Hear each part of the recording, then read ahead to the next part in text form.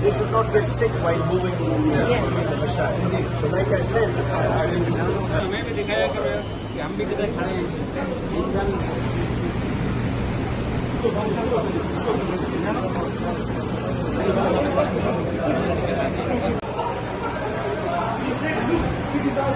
ये जो मिना में हमारे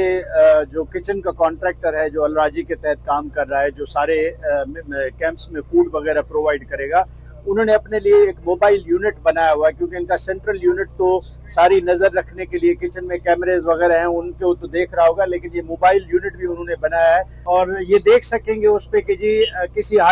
जो स्टाफ है उसने मास्क वगैरह नहीं पहना हुआ, या फूड की डिस्ट्रीब्यूशन पे रश बहुत ज़्यादा है, या लोगों का बिहेवियर ठीक नहीं है, कहीं खाना खत्म होने की शिकायत है, तो ना सिर्फ लाइव देख सकते हैं बल्कि वहाँ से सुन भी सकते हैं। उससे ये होगा कि जो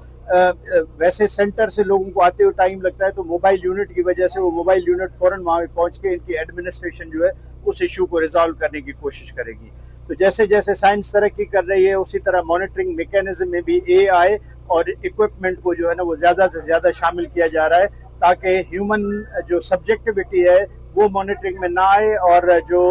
ये इक्विपमेंट है उसके थ्रू लोगों को मॉनिटर किया जा सके। आप देख रहे हैं कि इस वक्त